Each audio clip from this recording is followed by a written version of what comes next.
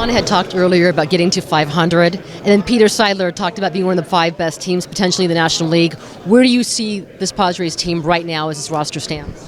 I think we got a lot of work in front of us, obviously. I think, being at the bottom part of the standings, I think we know we have players in the clubhouse that we really like. We have guys that we think are going to build on, some young players that are going to build on, their rookie seasons. We've got some other guys coming up in the system that we think are going to add to the core group.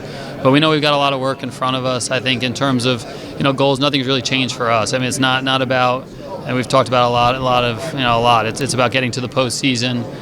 Being a team that, when the year starts, we look up and, feel like we're going to play in October. We haven't been there the last few years. I think we're looking forward to getting to a point where that's more in line with our conversations when we start spring training. Seidler had also talked about feeling a different sense of commitment from the veteran players, that you have right now. How much did the season that Hosmer and Machado bother them going into this season? I think our conversations in terms of the off season, obviously you have a lot of time to reflect and review and get feedback from the players. I think our players are. I think all of our players. I think they're the first ones to admit and talk about that. They've got a lot of unfinished business, and there are guys that I think you talk to a man. I think they feel like they're looking forward to the season, looking forward to ending the year in a different spot. I think for some it's personal. I think for others it's from a team standpoint. But I think everybody's excited to get to spring training and get started.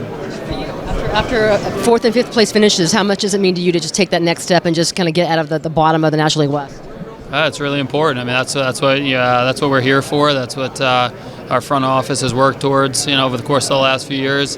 We've talked about a lot. It's not to look up and say we have a lot of depth or we have a lot of really quality prospects.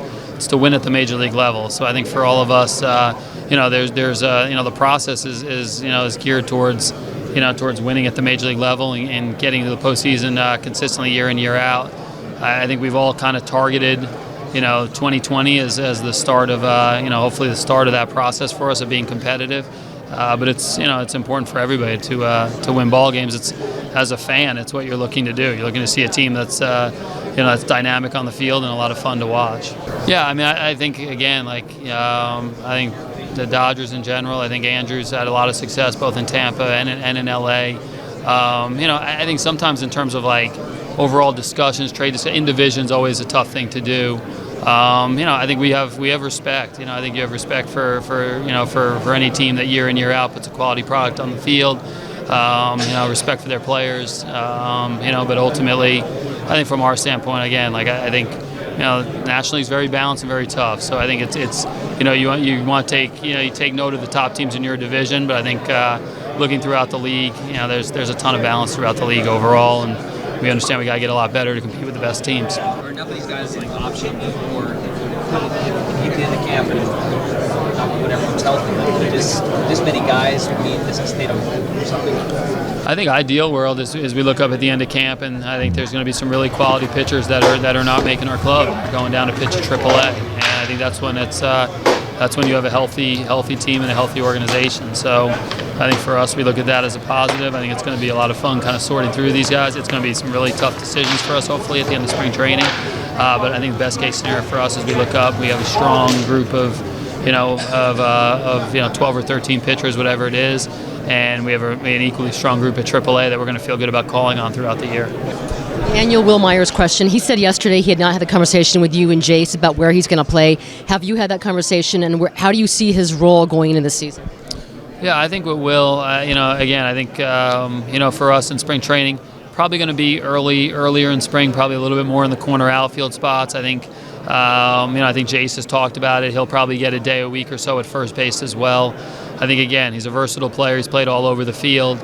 I think as spring training goes and we start getting a better sense for the way our outfield situation or our roster is shaping up, we'll start to look at exactly where he's playing and try to put him in some spots that we're probably going to see him in, for sure here at the beginning part of the season.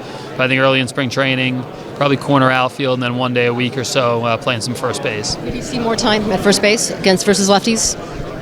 Yeah, I think for us, going into the year, I think probably where we start off, and again, I think a lot of this is we'll use spring training to determine where we're at from a health standpoint, roster standpoint, et cetera.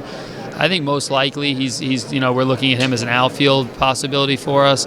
First base, first left-handers. I know I think that's been a question that some people have asked in terms of some of the the way Eric Hosmer last year versus left-hand pitching. Eric's worked really hard. I think we'll get into this spring training and we'll see where he's at versus all pitching. I think that's plan A, and then we'll kind of adjust off of that.